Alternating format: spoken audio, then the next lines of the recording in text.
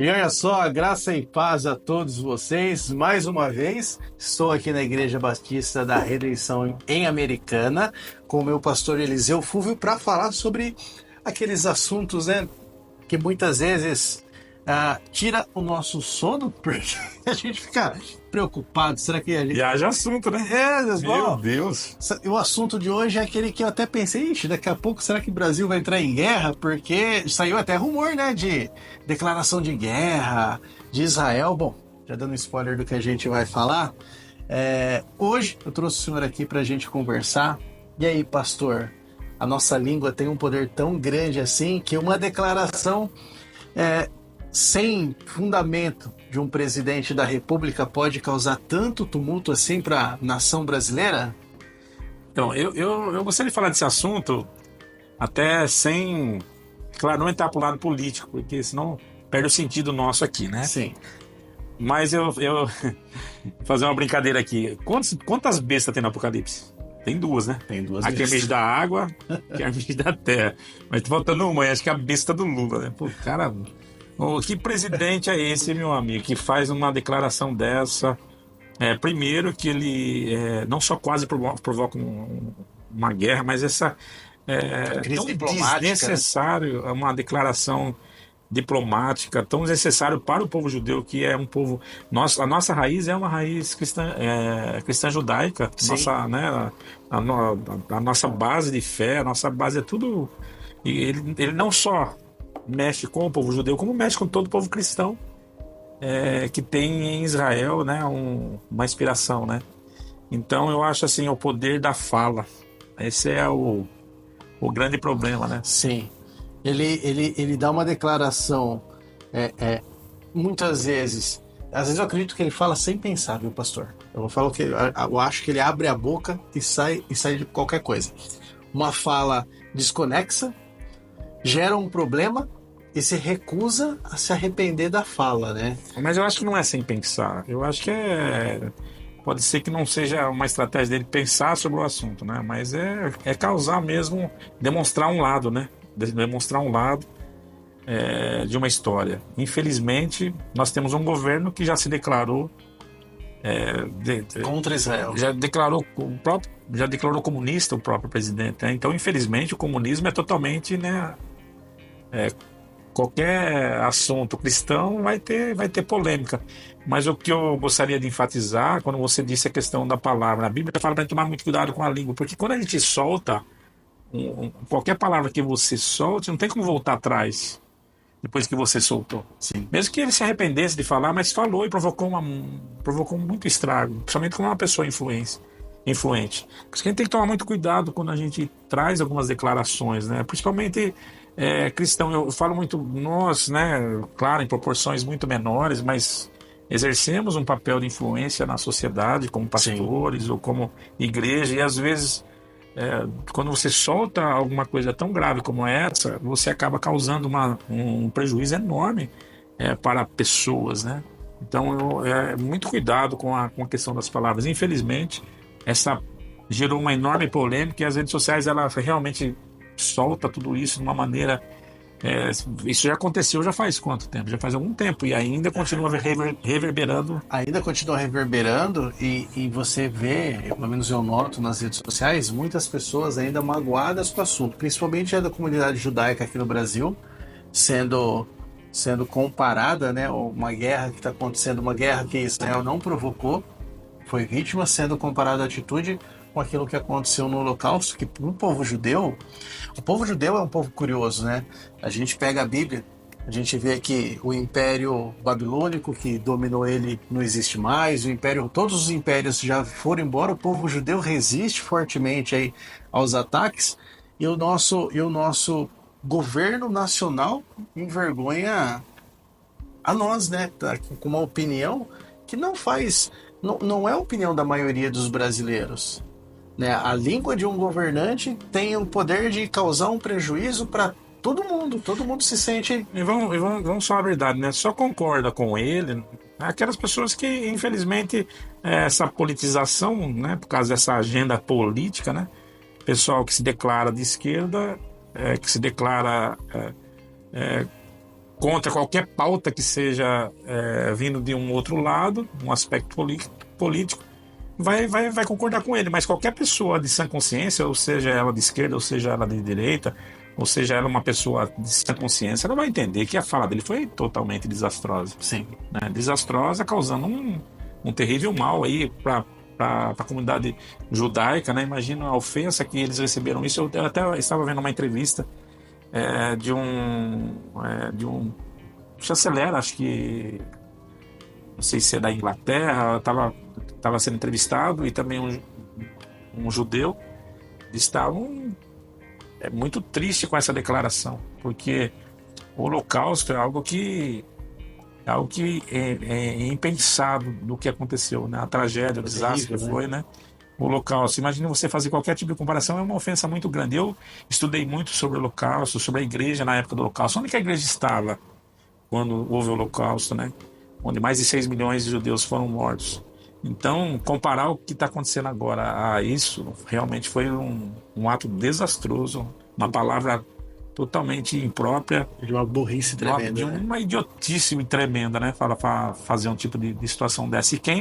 E quem concorda com essa fala, para mim, é tão idiota quanto. Cristão apoiar uma fala dessa não tem nem cabimento, né, pastor? Não tem. Eu sei que tem muitos cristãos que, infelizmente, apoiam uma pauta. Eu não falo de esquerda, né? Porque, como eu disse, minha preocupação é fazer politização. Qualquer coisa que você fale, se você não é do lado, você é do outro. É igual o calvinista e arminianista. Se você fala que você é neutro nesse assunto, você já te coloca do outro lado. Coloca do outro lado. Qualquer coisa que você fale, você é colocado no outro lado.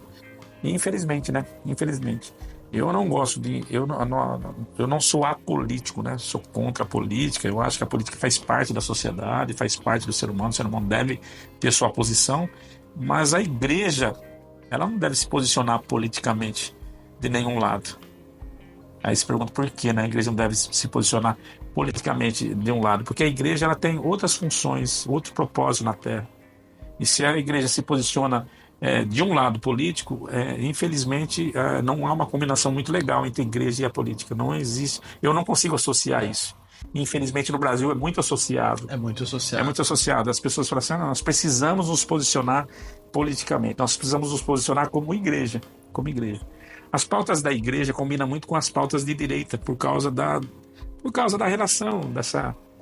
Nós já falamos da questão do aborto, da questão do conservadorismo. Né? A igreja, ela tem essa pauta conservadorismo por causa da Bíblia, não por causa de ser de direita, né?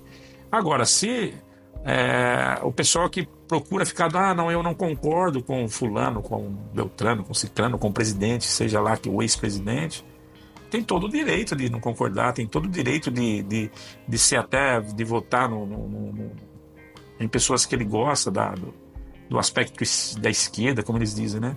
Mas isso não poderia, infelizmente, concordar com isso, sendo cristão, meu irmão. É uma afronta ao que a palavra de Deus nos ensina, né? E da onde a gente vem. Eu acho que assim, aí teria que tomar uma posição. Né? Eu me posiciono muito em relação ao que a palavra de Deus diz. Sim. E não o que a direita diz. Eu não me declaro um homem de direita, eu declaro um homem cristão. Afinal, nossa pátria, nós somos brasileiros, mas nossa pátria é o céu.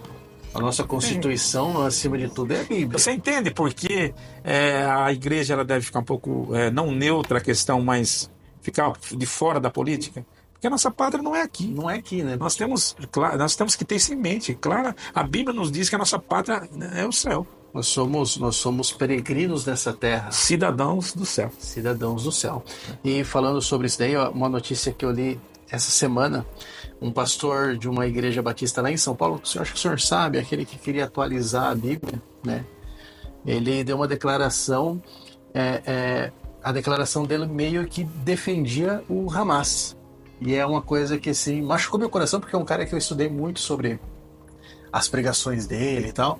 Ele deu uma declaração essas semanas aqui, condenando Israel e defendendo, né? Até onde um pastor vai nessa linha progressista para se perder da palavra dessa maneira. Então, isso tudo é por causa do aspecto político, infelizmente. O nosso Congresso lá está infestado de pessoas se manifestando de lado político. Você vai perguntar para mim, e o fulano, e o Beltrano, que se posiciona? Para mim, seja que lado for, está errado, né? Eu acho que o homem de Deus ele deveria ficar ausente desse palanque. Infelizmente, no Brasil isso se tornou comum, né? Mas nós temos que nos posicionar. Nosso posicionamento é esse, né? O que ele falou está totalmente errado, não concordo em nada, né? E digo mais, né, cara? Que pena que atraem você ficar contra um povo. Toda a nação que ficou contra Israel sofreu danos. Porque queiram ou não queiram, Israel ele continua sendo a nação escolhida por Deus. Sim. Continua sendo a nação escolhida por Deus. Por mais que nós somos cristãos hoje, nós vivemos uma nova aliança, Deus fez uma aliança com Israel. E Nós somos quebra a aliança. Nós quebramos a aliança. Nós somos enxerto. Sim. Nós somos enxertados na oliveira.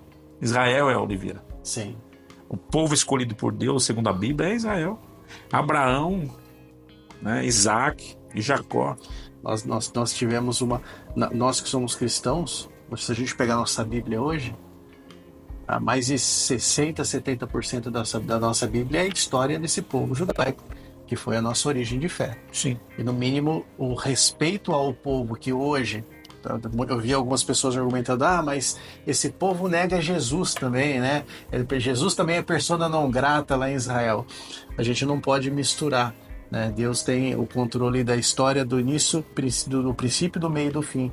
E Jesus ter nascido no meio deles, ter sido negado, ter sido morto, por eles, faz parte da história da salvação, né?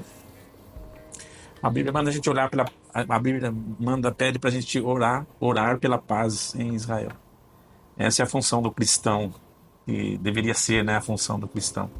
E como que a gente, o que nós vemos, a maneira covarde que um grupo terrorista entrou, quem pôde acompanhar sabe, né?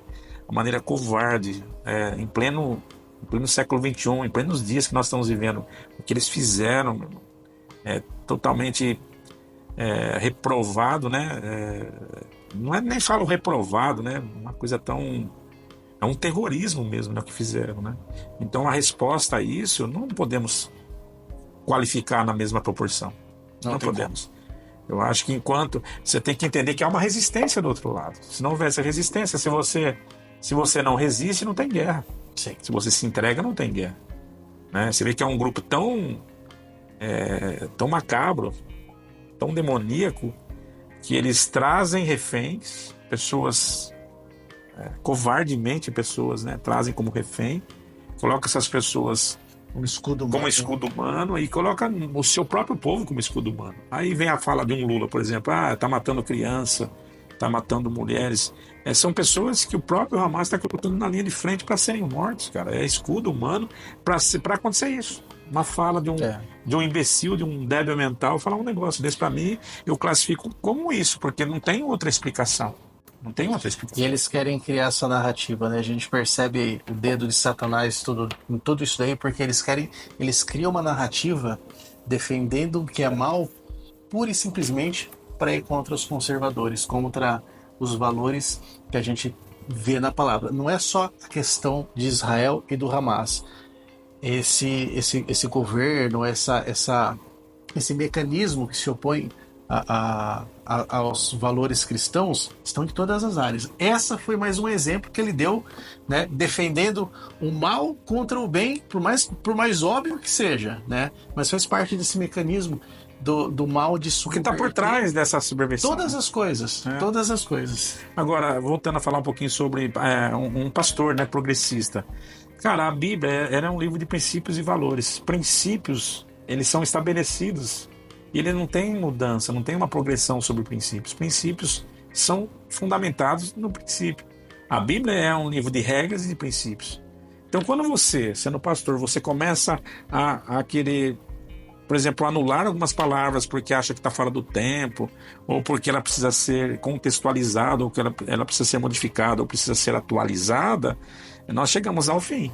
Porque aí você está quebrando regras e princípios. Sim. Né? E os princípios de Deus, eles são imutáveis, ele não tem mudança. O que era pecado em Adão continua sendo pecado nos dias de hoje. O que era levado como algo errado na época de Abraão, por exemplo, é errado na época de hoje. Então, porque são princípios e valores que são imutáveis. E os homens não têm o direito de mudar isso. Né? Então a gente tem que entender isso. Quando um pastor chega a ponto de querer mudar ou alterar a palavra de Deus, aí você vê o tanto de. E é perigoso, eu ia falar uma palavra forte aqui, né? Mas é bom até evitar, né? Mas o quanto mal essa pessoa tem feito para o reino de Deus, né? Principalmente para a nossa atualidade, né? Aquele que é mestre, que tinha a função de ensinar, na verdade... Como você disse, você mesmo era um dos fãs, né, dessa pessoa. E quantos homens no percurso do tempo da história têm modificado a sua forma de pensar, a sua forma de ser. E o grande problema é que tem feito muitas pessoas se desviarem, né, ou caírem como tropeço. A Bíblia fala para ai daqueles, né, que fizeram desses pequeninos tropeçarem, né? Infelizmente são pessoas muito influentes, muito conhecidas, tem muita mídia, tem muita fala, infelizmente, né? Mas isso não é novidade, né? Isso já é bem antigo, já é bem assim. Grandes homens já se perderam pelo caminho, né, pastor? Sim, grandes homens que... Por isso que a Bíblia fala para você não se ancorar em homens. Isso aí. Né? Nossa âncora é Cristo.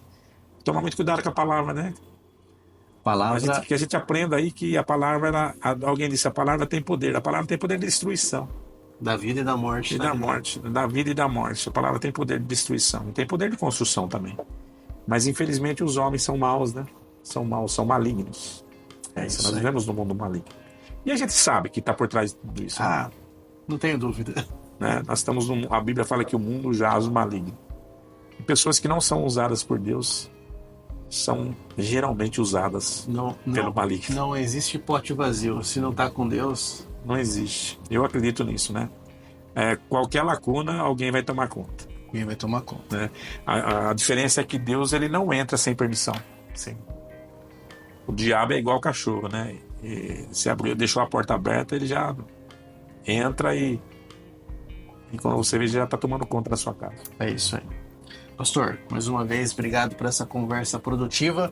É um assunto que estava engasgado aqui, eu precisava conversar, a gente precisava gravar um vídeo sobre isso aí, porque foi algo que incomodou a nação. Não só me incomodou a nação. E nós precisamos nos posicionar também. Nós precisamos nos posicionar sobre isso daí. Bacana. Mais uma vez, Deus abençoe sua vida, se inscreve no canal, compartilha esse vídeo, comenta, dá sua opinião, né, pastor? Pode dar opinião? Com certeza. Uma das nossas...